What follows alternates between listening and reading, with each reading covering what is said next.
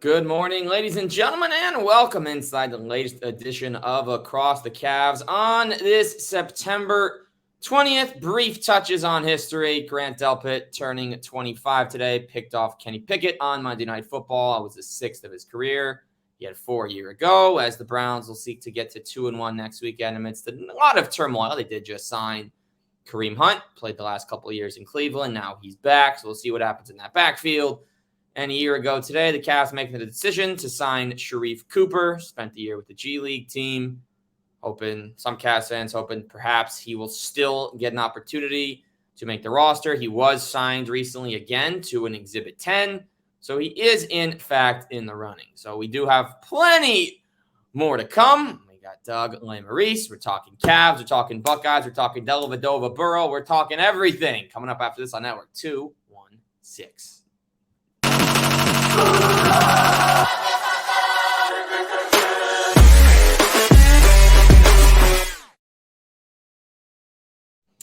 Welcome back, folks. Zach Weiss, Doug Lesmerises. Been covering Cleveland sports for a long time. He's now with the Podcast OSU. What sparks the interest here, everyone knows my love of Dellavedova. Found Doug's article talking about his love for Joe Burrow and how they kind of pushed each other. I already knew that Delly was Burrow's favorite player, so did a little digging, found Doug, read the article. He's been covering Cleveland sports for a long time. He's been around professional sports for almost 30 years. And Doug, a pleasure to have you on so we can talk some Cleveland sports, talk some Buckeyes, and I look back at your article, which I found to be an astounding read.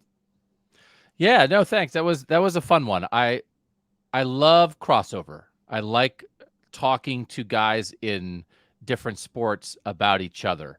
So it's been a while now. I went up and talked to Delly about this in December 2019 before Joe Burrow won the Heisman at LSU. But I love when major athletes are just like fans.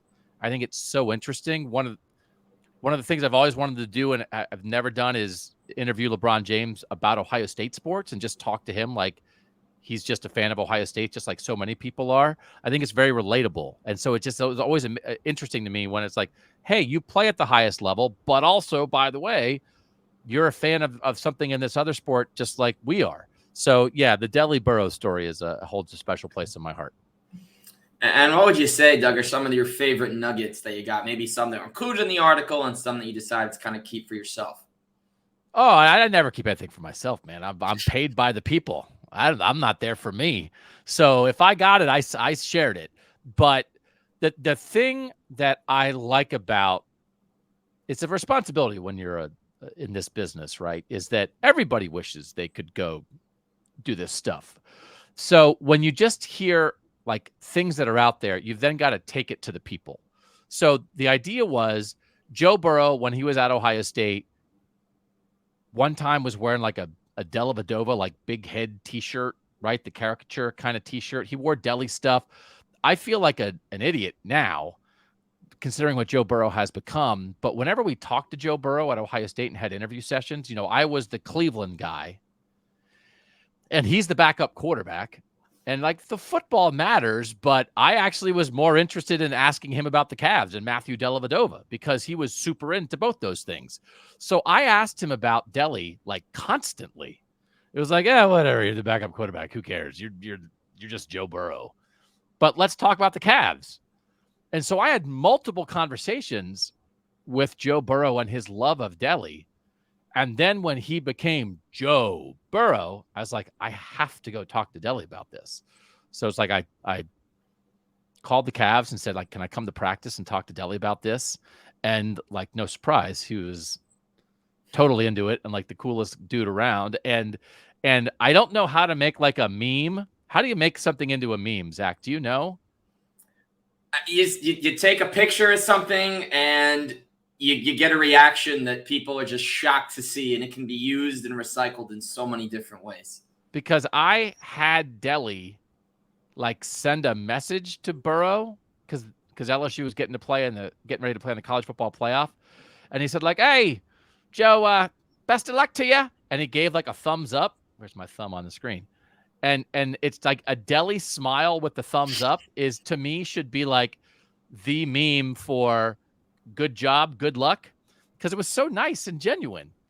And it hasn't happened. I feel like that deli meme with the thumbs up should be everywhere. So you're younger than me. Maybe you can figure out a way to make that happen. I will do it. I'll tag you. I'll tag Deli. I'll tag Joe. And hey, maybe a rep of a rep knows somebody who knows somebody. Obviously, we got the Deli. Like, hey, Matthew, can you drop a retweet? We want you to become a meme. And then if he does it, and then you get some of his boomer teammates. Now, there are some very popular social media people on the Australian national team. I've always followed a couple. They've always been my favorite team. I shouldn't say openly that I root for Australia over USA because of how much I like Dellavedova and how much I've loved his career. Like in 2016, when NBA 2K came out, that was the first time we got national team rosters.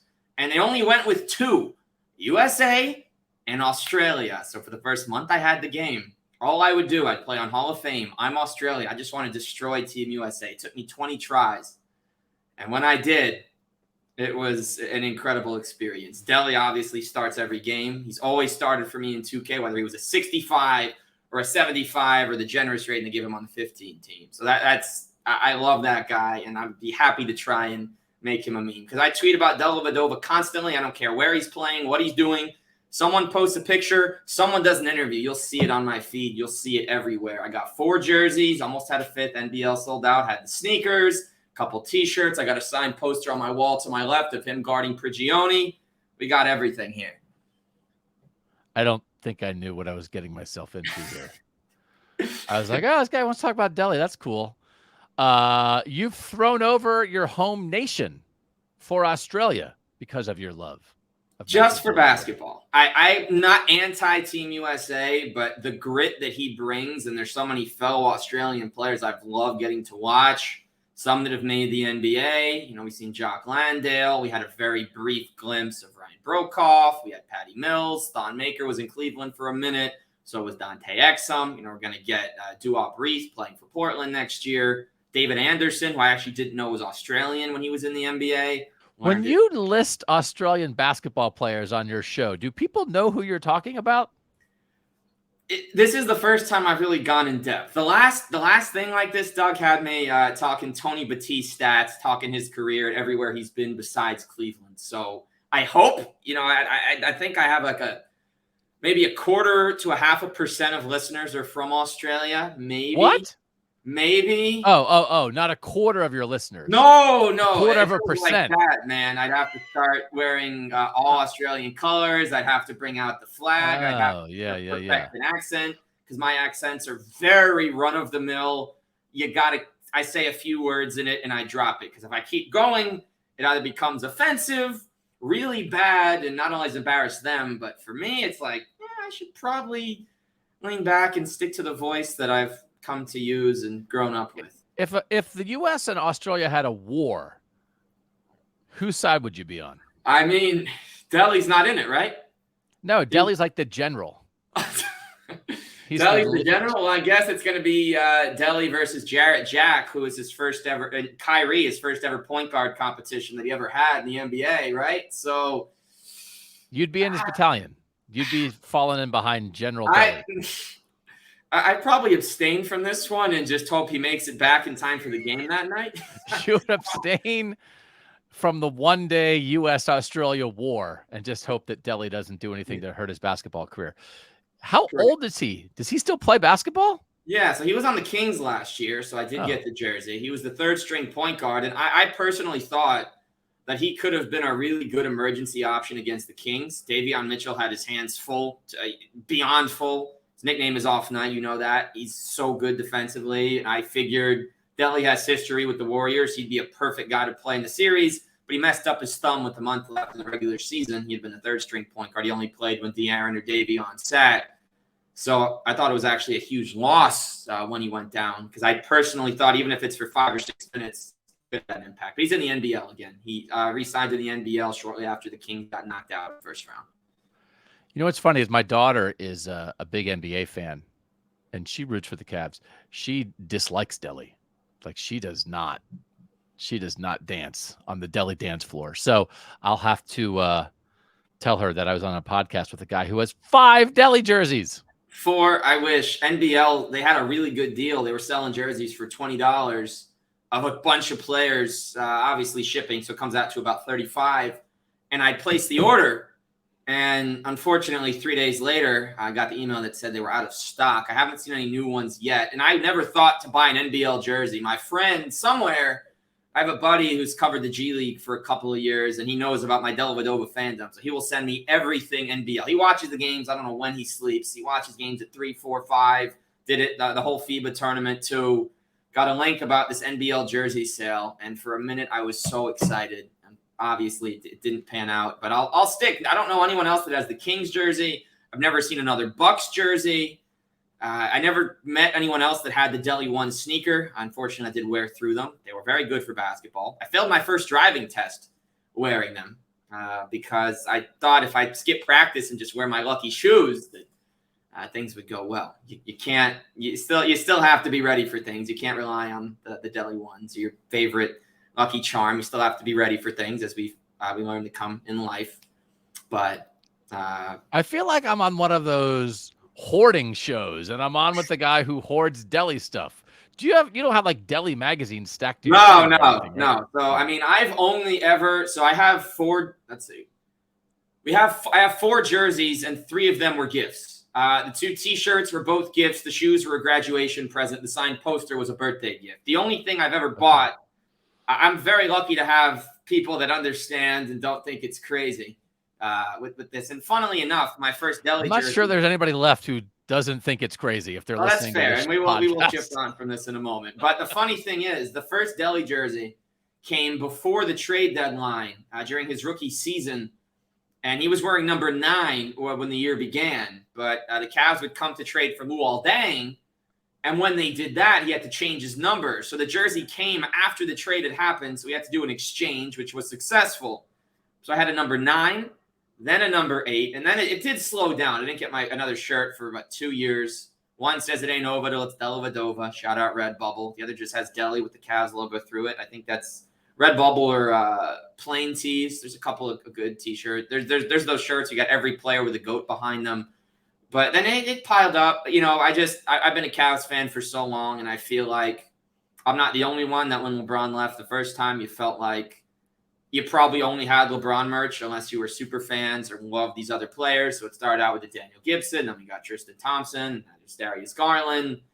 There's a Jay Crowder shirt, but that one that usually used as an undershirt because no one wants to see Crowder on the back. Although he was dealing with the death of his mom during his Cavs tenure, so understandably he didn't perform up to par. He had a lot of other things on his mind, but love this team. It's my 5th year doing this pod, Doug. The anniversary is coming up in about a month since the first episode a few years back. This is going to be episode 169 that we're doing here today, nice.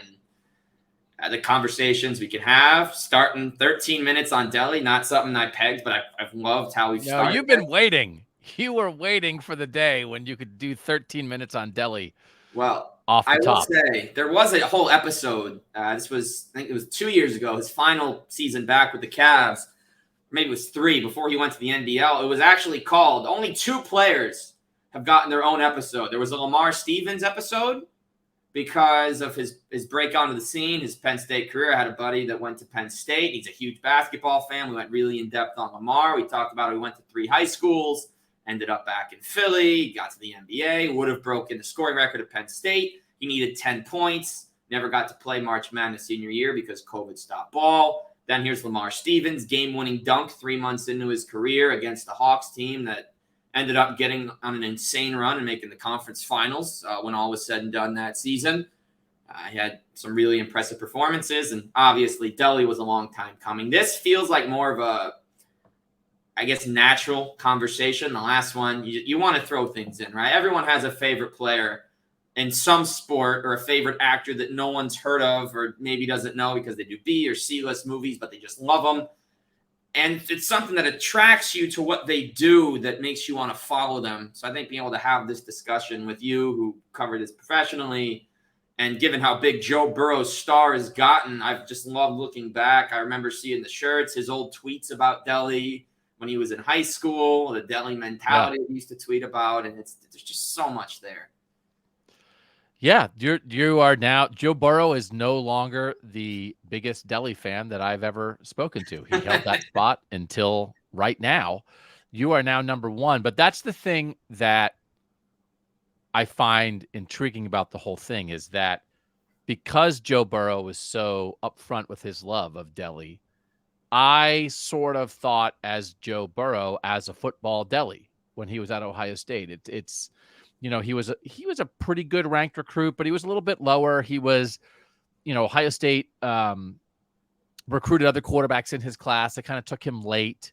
I put up when Burrow signed his huge contract with the Bengals. I have this photo in my phone still of when I covered him at a recruiting camp outside Ohio Stadium in 2016, and he was, I think, 17 years old then. He looks like he's 11. He's just this kid, and it's like, there are all these quarterbacks at this camp, and he wasn't one of the top ones there. So I always thought of him like I just underestimated him. And it's just in my head, to me, it's what happened is like, what if Delhi became LeBron? And that's what happened with Joe Burrow. It's like you think a guy is this, and then it's like, or it became Donovan Mitchell. It's like, oh, the Cavs didn't have to trade for Donovan Mitchell because they just had Matthew Dellavedova, and then he just turned into one of the best players in the league, and you never saw it coming.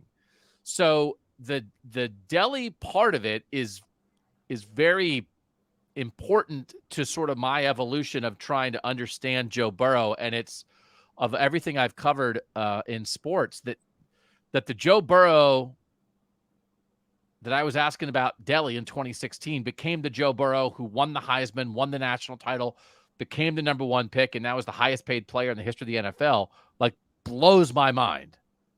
And it's because, in part, I still think of him as kind of a Delhi. Yeah, because he had to get out from under a situation that wouldn't have given him an opportunity. And he only really had He had 1 year at LSU, right? That's how much time he had left. 2 years. And in that second year, went all the way, perfect season, smoking that Joe Burrow, now that's a meme. He got his meme. You got to get Delhi up. He did. But it's just so impressive, too, the way, funnily enough, he ended up in Ohio. Again, some would joke if they're not Browns that Cincinnati's in Kentucky. I'm not one of those people. I don't know that. I've never been to Cincinnati. I don't know that too well, but it's been really fun to watch him, just continue to develop. Obviously a tough start to the season. He overcame a serious first season injury to then come back and get all the way to the Super Bowl. They got plenty of opportunities. I do think he'll win one at some point. And I just think his toughness, his stick-to-itiveness, and his willingness to put himself on the line is very reminiscent of a certain guy who wore number 8, number 9, number 18 in his NBA career, named Matthew Dellavedova, of course, who diving on loose balls obviously rubbed some people the wrong way. There were some injuries, unfortunately. Kyle Korver in 2015. He was just going for a loose ball. He got Taj Gibson ejected from a game, got into it without Horford, called Bradley Beal a flopper when they were going for a loose ball. But it's that same ethic that I think still ties. Obviously, we're not always going to tie these two together in that way because, of course, Delhi undrafted. He won a ring. He clamped the best scorer of all, best shooter of all time, and on the biggest stage, Joe Burrow took. Wait, you're just making the point. We're not always going to compare Burrow and Delhi, and then you launched into a thing that kind of makes it sound like you're going to say because Joe Burrow's no Delhi. Could Joe Burrow guard Steph Curry? He can. Joe Burrow can guard the step. Well, he can throw. Here's the short version of that. We're just highlighting his highs. That was Dellavedova's high as an undrafted player. Burrow's high as a number one pick is likely going to be Super Bowl MVP, potentially a candidate if he gets his mojo back and they keep Chase, Higgins, Boyd. They fix a little bit up front. Ends up breaking the passing yards record for a single season. Could end up leading the Bengals to their best season. He already helped them end their long playoff curse that Dalton constantly struggled with. Carson Palmer could never win in the playoffs. It took a long time with Marvin Lewis there, and same owner wouldn't do it, made a switch.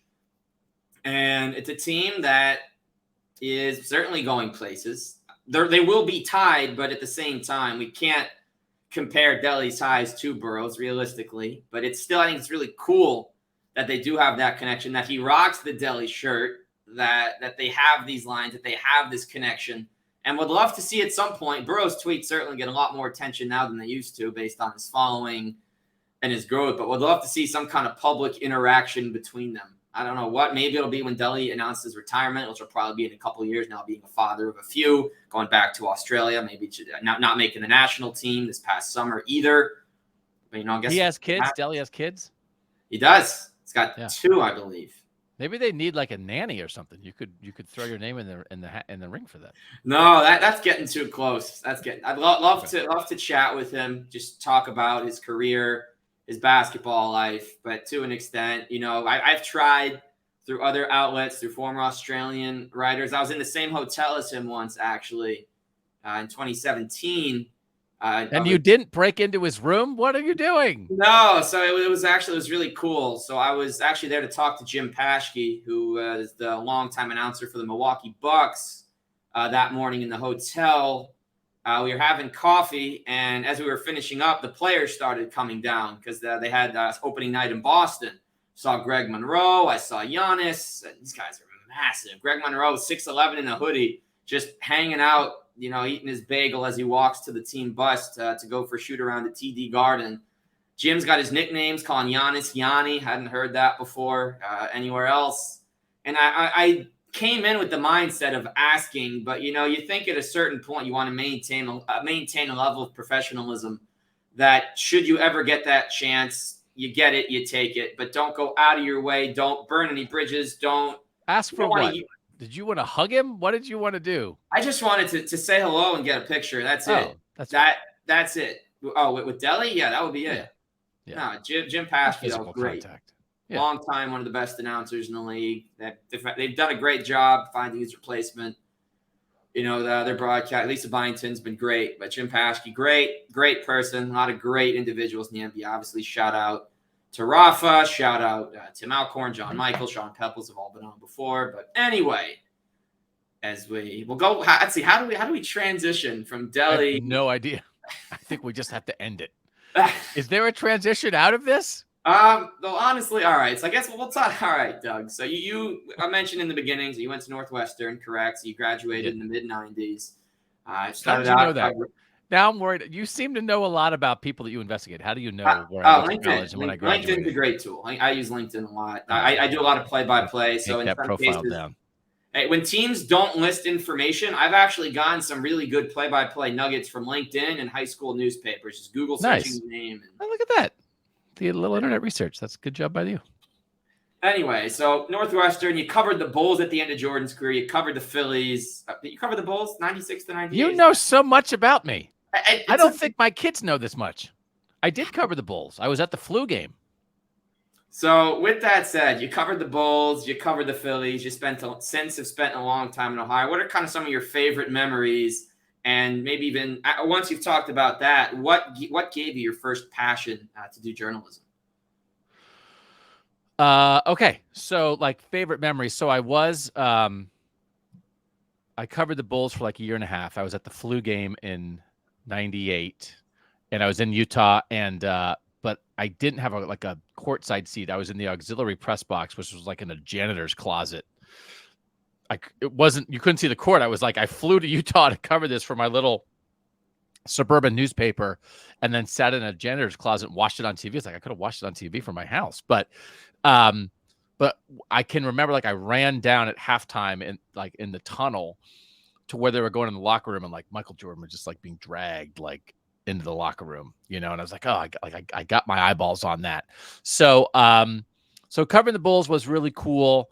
That was a great opportunity. I was a beat writer for the Philadelphia Phillies for about 4 years and then covered other stuff in Philadelphia sports.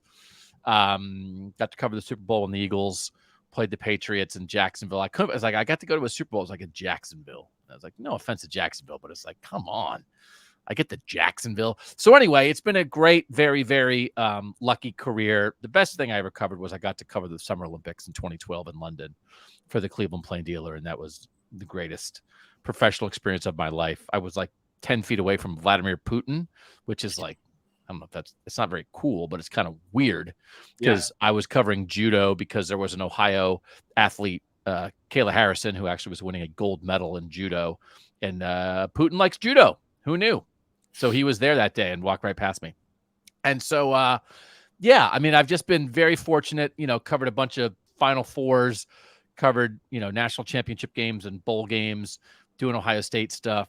Was on the field after the Cubs won Game 7 in Cleveland in the World Series. Was just kind of very, very fortunate to be around a lot of great stuff. And I just became a sports writer because I wasn't good enough to play sports. Isn't that the answer for all of us? Amen. Yeah. And so obviously, a lot of really cool opportunities for you. And we look now how we're here today. The podcast medium has certainly grown, where you got a lot of people with mics, opinions, and beliefs. They hop on, they talk. So now your primary gig, you're with the podcast OSU.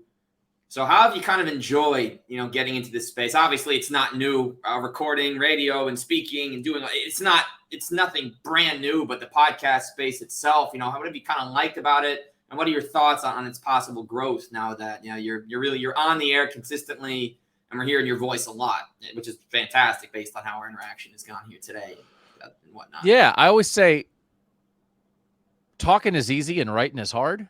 So I don't write at the moment, and I got into this business as a writer, obviously, and wrote a lot and enjoyed writing. Like, really, as much as I say I got into it because I wasn't good enough to play sports, I actually got into it because I love writing. And then I love sports, and those two things combined. So that is a little odd, but I can remember, Zach, being a sports writer back in the day when, sports writers were always going on radio shows and that kind of thing. And I just felt like we wound up giving a lot of our best content away to other outlets. Like, you'd be on a radio show, and all of a sudden it's like, when you're writing, you're this stiff beat writer who's like, here's what happened, but I'm going to be unbiased and not give you my opinion. And then you'd go on a radio show and be like super interesting and show your expertise and share your opinions. And I was always like, why aren't we doing that in the paper? Why aren't we doing that to the audience that pays our salary? And so now that, and that was a long time ago, but now that, I can remember when it was like, oh, you're going to have a blog. And I was like, what? I have a blog? And so just like the world where I think we do a better job of relating to fans, of not being in an ivory tower above fans. I don't think that means that we should act like fans, but I think we can relate to fans and understand, like, that's what this is about. It's not about the players. It's not about the teams. It's about that we are the conduit to all of that for the people who wish they could be there, but they're not. So that's who our responsibility is to. And so I do think shows like this, doing a podcast, doing a YouTube show, it's just much more relatable.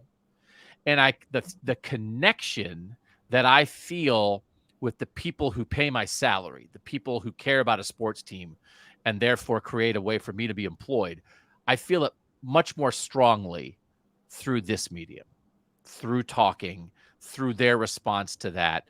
And I love that part of it. And so it doesn't mean that I don't like writing, but writing is more of a solitary thing. And this can't be solitary. And I've done podcasts by myself, but even when you do that, I can feel the audience in a way that I don't think I can feel it when I'm writing. And so that's why I've leaned into this. I think it's where the business is. I think it's where fans are. And I think it is the best way for any of us, and that what we're doing, Zach, for us to really connect to the people who care most about these teams. Yeah, no doubt about that. And it's been incredible to see the growth of podcast. Obviously, 2020 threw a lot of people that may never have expected to get on a mic. And there's no going out anymore. New shows really weren't coming out outside of The Last Dance, which provided an incredible series of Sunday nights, 5 Sundays in a row, starting with that's like I was covering Jordan in that era, and I was like, can I get my shoulder? Could my elbow be in The Last Dance? So it was like we were watching The Last Dance to be entertained, but I was like, can my elbow be in it? No. Did they? No elbow, no pinky finger, no thumb up, no like side view of your hair, no. I was your there best game, suit, man. your favorite tie, nothing. I'm just entirely forgettable. They cut me right out. I mean nothing to Michael Jordan. Shocking. Well, maybe not that Michael Jordan, but as the commercial went on to state, it's been a little while since I've seen it on the air, but it's a guy named Michael Jordan going through the motions. He has a reservation. He has a flight, party for 2, Michael Jordan. Everyone's like, because it wasn't that Michael Jordan. So I did then cover an offensive lineman at Ohio State named Michael Jordan, so it did come full circle. And you've probably seen the Creed movies, or at least know enough about the history to know that The actor playing Apollo's son is none other than Michael B. Jordan. Yeah. Michael Boxing Jordan. Obviously, that's what the B. He's so good in Black Panther. Yeah. Yeah, great actor. Okay, so I guess the only way to transition, I think we're going to scrap the Cavs today. I think we got our perfect Cavs fix on Delly. What I'd love to hear about, Doug, two questions, and then we'll wrap up. The first, kind of keeping it, on your background and your upbringing. So starting out in Chicago, you're covering the best team in the world. They're going to the finals every year.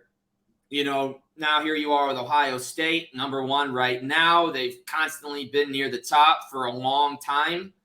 So how do you think it's either helped or hurt your ability to cover teams and to do this, kind of getting to see so many great teams right away rather than getting your start with a team that might be at the bottom of the standings, might be going 15-67 in basketball or 4-12 in football or losing 100 games in baseball, etc.?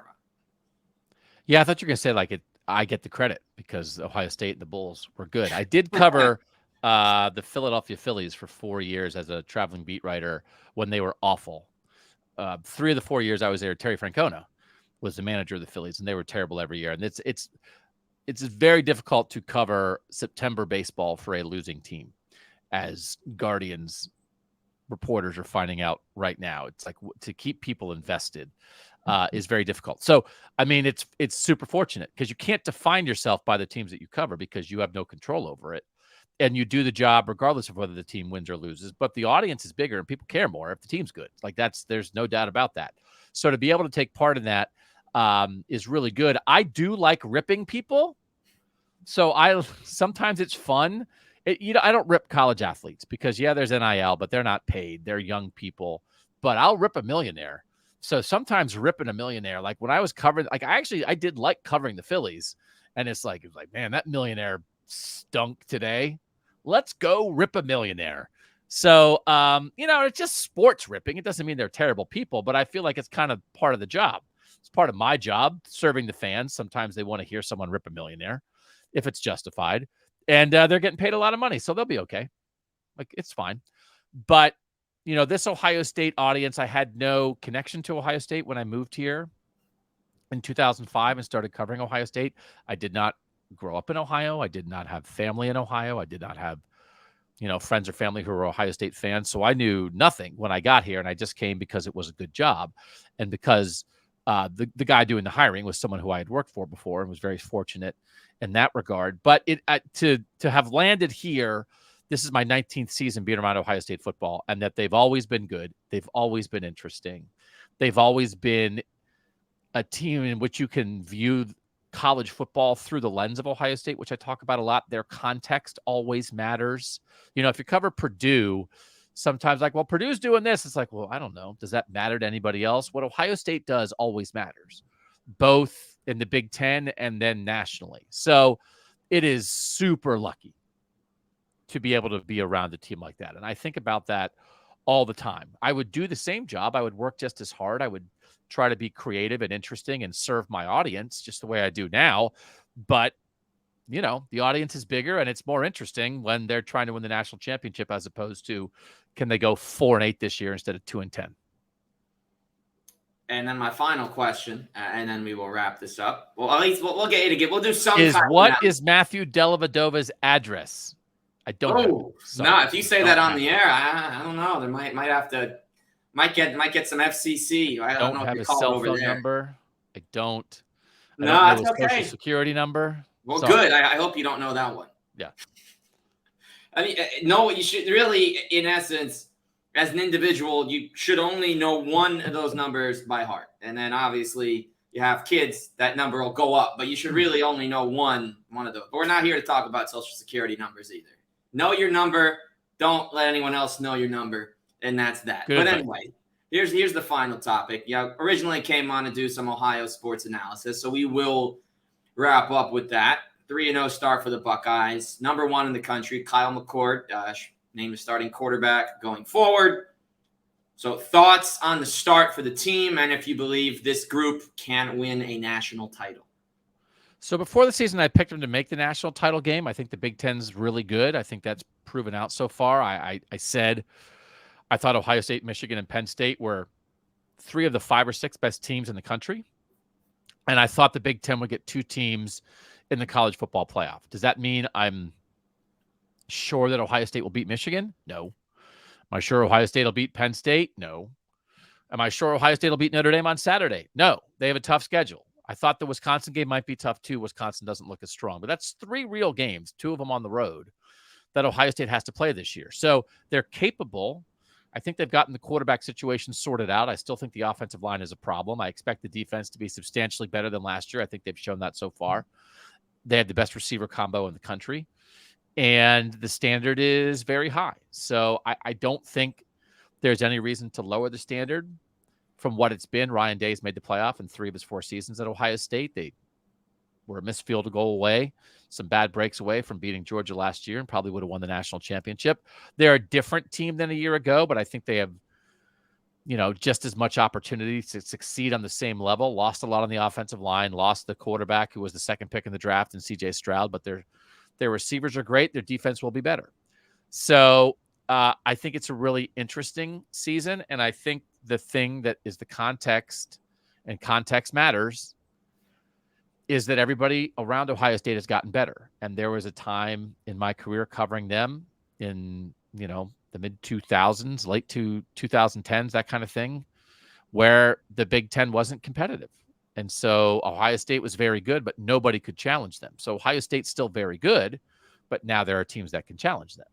So Michigan beating Ohio State the last 2 years is much more about Michigan rising up than Ohio State falling back. And I always wanted the Big Ten to be better, because I don't think it's super interesting to be like, well, they're definitely going to win the conference again. So I think it's good, but it also means you lose a little bit more. So I think it's going to be a great college football season. I expect Ohio State to be right in the mix. I expect them to win at Notre Dame on Saturday. I don't think it's a guarantee. But once again, they're not a perfect team, but I think they have the pieces they need to compete at the highest level in what I think is going to be, and has proven to be so far, a pretty wide open college football season. Absolutely is. Goal's going to be to win. I'll see if the Buckeyes can't get back on top of the college football world. So, Doug, before we go, so let me ask real quick. How did you get into this, Zach? You said you've been doing this for 5 years. How did you find your way to this gig? So I've been doing play-by-play for a long time, going back to my first year in college back in 2014. I do a ton of different games, ton of different sports, been always using my voice for different things. Went to college initially I went to a small school in North Shore, Massachusetts, Endicott College, and got on the radio pretty quickly. I always had these sports opinions when I was young. I've been passionate from a very young age about basketball. And so eventually I get there, I get on the air, and then I was doing play-by-play. And so when I graduated, I didn't have a space anymore. I had the radio station. I don't have a space to publish things anymore. So I was wondering what's next. So I kind of went through that whole first year with nothing. Well, obviously, I'm still doing my games. I've been doing some writing as well. Not at the same level, but giving my opinions, giving some advice on who to pick, who to do what with. And summer comes around, and I built a decent following on my college radio show, Twitter. So I started posting on Periscope. I had some opinions. Again, maybe 20, 30 people are seeing it. I like Periscope, yeah. I miss it. Obviously, they still have live, but it's a little different. Through like we're using now on StreamYard, there's a live option. But so I was doing that, and it made me miss it again. So pretty much what happened is I sought out. I think if I looked now, I'd probably still find. But my first search showed me that there's this brand new pod network that needed somebody. And I'm like, you know what? I'll just do this for fun. I got time on my hands. And so I applied. It was through a Google form, filled it out. I was just going to do basketball or football or whatever. They're like, we have a Cavs podcast we want to start. Okay, sure. So sent that in. I think it was October 22nd, 2019. I was given the reins to Across the Cavs Twitter with its 2 followers and 0 tweets. And now we've sent 14,000 posts, probably been acknowledged by 300 or 400 people from Cleveland or Ohio in some capacity, professional athlete on a post or an episode or whatever. It's been a lot of fun. I've been a Cavs fan for 15 years. I'm in New Jersey, though. There's no Cavs fans here.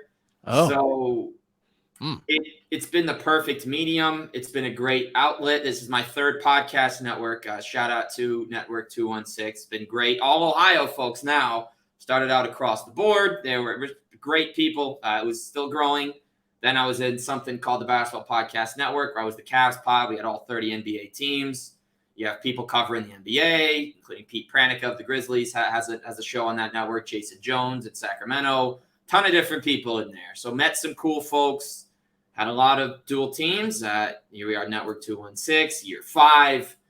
And still some really cool guests, not going to name yet, that will be coming on. I'm very excited, put a lot of time into research and communicating. And sometimes there's some third and fourth parties that have to sign off on the conversations, but very excited for what's to come. And this has just been great because I've always been a hoops fan. And being able to talk about my favorite team, I'm watching the games anyway. There's no extra work going into this. So it's been great. Awesome, man.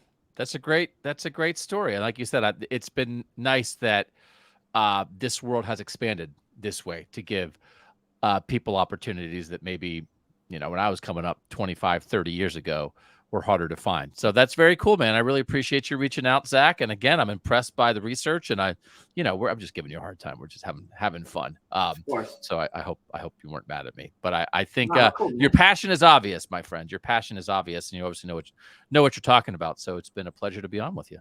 Thank you, Doug. So tell everybody, where can we find Doug Lesmerises once this episode is over? I think that guy, I want to listen to more of that guy who came on and was a jerk about Delhi to Zach. He was straight up with me. He was honest. He was himself, which is how it should be. No fake. You can find the podcast. So if you go on YouTube and put in the podcast, you might have to put in Ohio State because, it's kind of a popular word.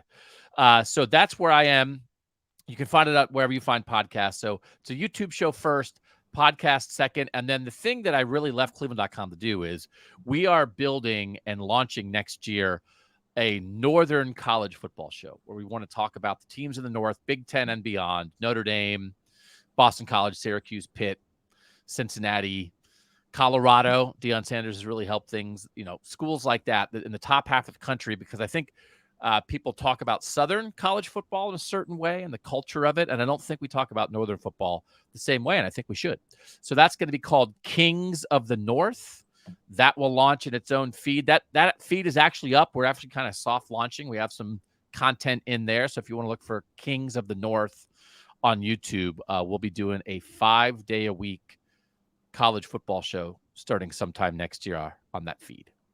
All right, folks, stay tuned. It's Doug Lesmerises, the Podcast OSU, Kings of the North, and a lot more to come. Zach Weiss, we'll see you next time on Across the Cavs.